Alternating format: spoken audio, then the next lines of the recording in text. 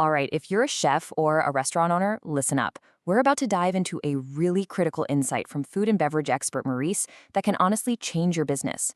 It's all about one specific mistake that might be costing you a ton, and you probably don't even see it happening. Okay, let's just jump right in with this quote from our source, hospitality professional Maurice. You think they choose you for your amazing food? Think again. Wow, that's a bold statement, right? He's basically arguing that while your food is, of course, super important, there's something else that has way more power over whether a customer ever comes back. And here is the number that should make you lean in a little closer, 40%. According to Maurice Sites, that is the potential slice of your customer base you could be losing over one single huge mistake. That's a massive, and here's the key, a completely preventable loss. So, what is this hidden deal breaker? What's the one thing that could actually matter more than your signature dish, your amazing wine list, or even your five-star service? Well, let's just look at the data. Now, this is where it gets really, really interesting. This chart shows what Maurice is talking about, with hard evidence. A study found that a staggering 93% of customers say cleanliness is essential for them to come back. I mean, just look at that bar. It absolutely dwarfs everything else. It's more important than the food quality, the service, even the price. According to this, cleanliness isn't just on the list, it is the list. So, Marie suggests you think about it like this. Every single customer that walks through your door is wearing a pair of cleanliness glasses. From the second they step inside, they are scanning everything. The tables, the floors, the silverware, even those little corners you think nobody ever looks at. It's an instant, subconscious vibe check. Okay, let's talk about a really crucial distinction, because this is a trap a lot of owners fall into, and it can save you a ton of time, money, and frankly, your restaurant's whole atmosphere. So, the huge point Maurice makes is this.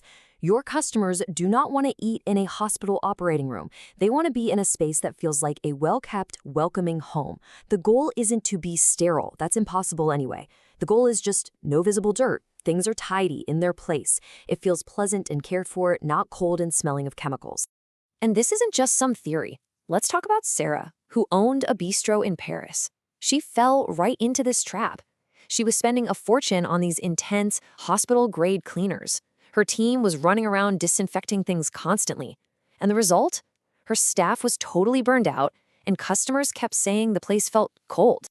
And get this, as soon as she switched her strategy to what Maurice calls a visual clean, just focusing on what customers could actually see and feel, she cut her cleaning costs by 50%. And the craziest part? The customer experience actually got better. Okay, so now that we get the big idea, let's get specific. Where are these customer cleanliness glasses looking? Maurice points to three main battlegrounds where that first impression is made and where you either win or lose their loyalty for good. The first and most important battleground is their table. I mean, this is their little piece of real estate for the next hour or so. A fork with a water spot, a cloudy glass, a sticky menu. Any one of those things can kill an appetite before you've even taken their drink order. So how do you win that battle every single time? Well, check out this pro tip from an Italian restaurateur named Giuseppe. He came up with something he calls the 5 golden seconds rule. It's so simple. Every server just takes 5 seconds, that's it, to quickly inspect every glass, every fork, before it ever touches the table. And the result for him? 0 complaints about cleanliness for 6 months straight. Simple, right? But man, is it effective. Now let's dig into a couple more of these real-world examples that Maurice shared. These stories from the trenches really show you what's at stake. So, first up is Marco. He owned a pizzeria in Lyon. And by all accounts, his pizza was amazing, his prices were fair, but he had this revolving door problem. People would come once and never again. He was pulling his hair out trying to figure out why. Turns out the answer was silent and steady. The whole mystery was solved when finally one brave regular pulled him aside and just gave him the honest, uncomfortable truth. It wasn't the food, it wasn't the price, it was the sticky tables. That one little piece of feedback changed everything. Because once he heard it, he retrained his staff on how to properly clean the tables. And the result was immediate and dramatic. A 40% jump in clientele in just 3 months. That's what happens when you listen to the little things. Now for our second story, let's talk about Thomas. His restaurant had this gorgeous open kitchen. You know, it should have been the star of the show, a bit of culinary theater for his guests. Instead, it was his biggest problem because it always looked messy. But his solution was genius. He didn't try to change his entire kitchen workflow overnight. No, Instead, he created a show zone. It was just the part of the kitchen that the guests could actually see. He made keeping that one area spotless a top priority, even dedicating a person to it during service. The impact was just incredible. His reservations literally doubled in 2 months. And this is the proof that the perception of cleanliness, what your customer can actually see, is every bit as powerful as the reality. So how do you take all these stories and lessons and actually apply them to your place, like starting tomorrow? Well, our source Maurice laid out a super simple, actionable framework to completely transform your restaurant's reputation. Look, this isn't about working harder, it's about working smarter. And Maurice gives us a clear roadmap. First, tray your team regularly. Don't just assume they know your standard, show them. Second, create visual checklists. Put them where people can see them so nothing gets forgotten.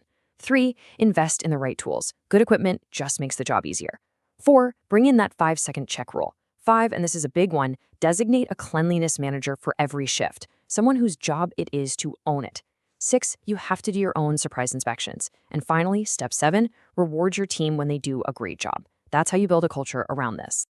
And that really brings us to the biggest takeaway of this whole explainer. It's about a shift in your mindset.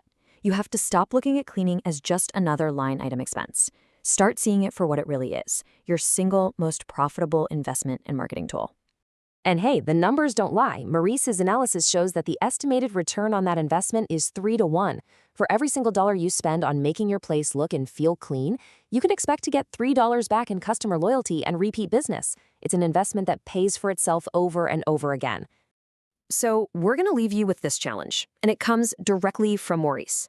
Sometime this week, I want you to walk into your own restaurant, but don't walk in as the owner. Walk in as a first-time customer. Put on those cleanliness glasses and be brutally honest with yourself. What will you find? Because whatever you see, that's exactly what your customers are seeing every single day.